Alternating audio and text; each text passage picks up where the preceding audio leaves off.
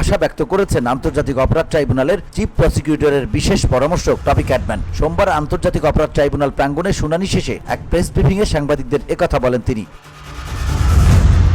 শেখ হাসিনাকে ফেরাতে দেয়া চিঠির উত্তরে ভারতের মৌনতার বিষয়ে করা প্রশ্নের জবাবে টবি গণমাধ্যমকে বলেন, পররাষ্ট্র মন্ত্রণালয় যথাযথভাবে ভারতকে প্রত্যার্পণের জন্য আহ্বান জানিয়েছে। তবে এটা ভারতের ব্যাপার যে তারা ন্যায় বিচারের পক্ষে দাঁড়াবে নাকি তাকে বিচার থেকে রেহাই দেওয়ার পক্ষে অবস্থান করবে। আমি আশা করি ভবিষ্যতে তারা ন্যায় বিচারের পক্ষেই অবস্থান নেবে।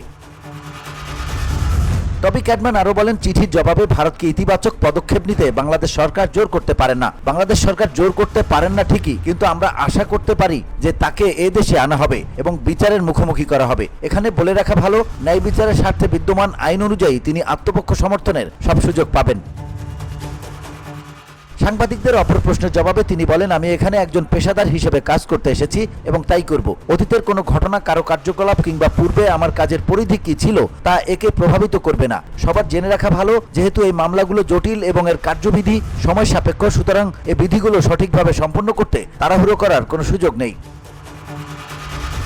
আন্তর্জাতিক অপরাধ আইন বিশেষজ্ঞ টবি আরও বলেন, তবে চিফ প্রসিকিউটর যেভাবে সবকিছু গুছিয়ে এনেছেন এবং নিশ্চিত করেছেন যেন আইন আমাদের সম্পূর্ণভাবে সহযোগিতা করে, সেটা দেখার পর আমি আত্মবিশ্বাসী যে কাজগুলো সঠিকভাবে করা সম্ভব হবে। সামনে ট্রাইব্যুনালে যতদিন কাজ করব ততদিন আইনের বিদ্যমান কাঠামোর বিষয়ে আলোচনা করতে থাকবে।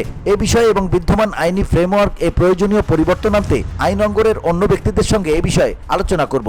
আশা করি তা করা গেলে আইনি বিষয়গুলো আরও নিরপেক্ষ, সহজতর ও আন্তর্জাতিক মানদণ্ডে স্বীকৃত হওয়ার যোগ্য হবে। VOD Bangla news desk.